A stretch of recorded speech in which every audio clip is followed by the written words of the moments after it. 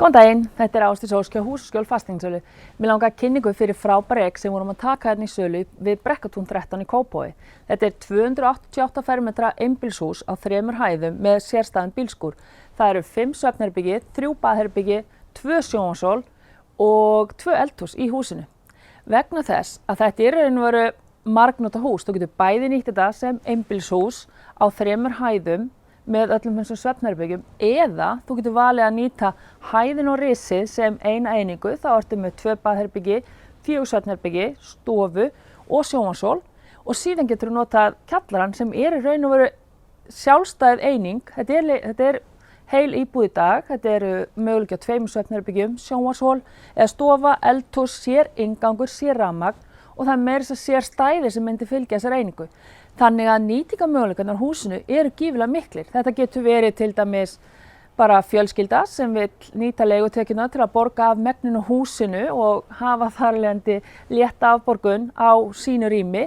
Þetta getur nýst sem 2 fjölskyldur eða sem sagt svona stórfjölskyldan kaupa saman, bæði foreldrar, afar og ömmur og hérna þá getur afarnir og afinn og amman verið í kjallaranum og svo yngri fjölskyldan tekið hæðin og risið eða þá þetta getur verið fjölskylda með uppkomin börn sem vilja nýta sér að vera í kjallaranum. Þannig að hvað sem að fjölskyldasamsetningin þá er húsið frábært og nýtist í raun og veru ótrúlega stórum hóp, þannig að það væri gaman að kíkja á þetta hús. Staðsetningin á húsinu er líka frábær. Þetta er svona inni í svona lokuð svæði, það er stórt bílaplan fyrir framan, það er engin umferð í raun og veru í kringum húsið þannig að krakkarnir geta verið að leika sér hérna bara án vandræða. Við erum með fína verund hérna, það er pottur þar sem að krakkarnir og fjölskyldan getur buslað í. Það er garður sem nær allan hringinn í kringum húsið, þannig að þetta er æðislegt leiksvæði og síðan ertu með gönguleiðir í allar áttir. Og ég ætla að fara aðeins með ykkur í garðinn og sýna ykkur aðeins bara hvert er hægt að fara og hvað er stutt í allar áttir. Þannig að komið aðeins með mér. Herja, þá erum við komin hérna í raun og svona bak við hús. Ég ætla bara að sýna ykkur.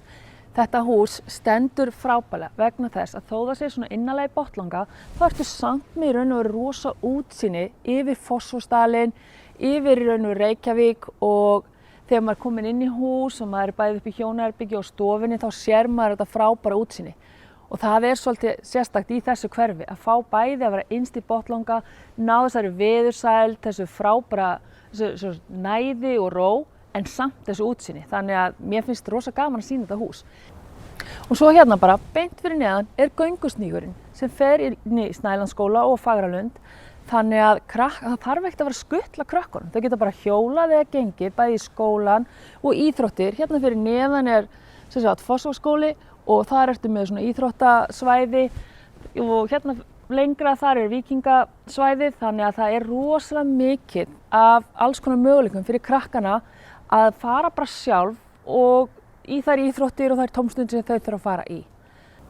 Herjæja, nú er ég búin að sýna ykkur það helsta hérna úti, þannig að núna ætla ég að fara með ykkur inn, sýna ykkur húsið vegna þess að húsið er rosalega skemmtilegt að innan. Það er vel hannað, það er vel útfært og það er einhvern veginn bara, það er svo mikið pláss fyrir alla og bara notalt að vera hérna. Þannig að kíkja á þetta með mér og hringið svo í mig og pantið tíma til að skoða. Þetta er frábæri.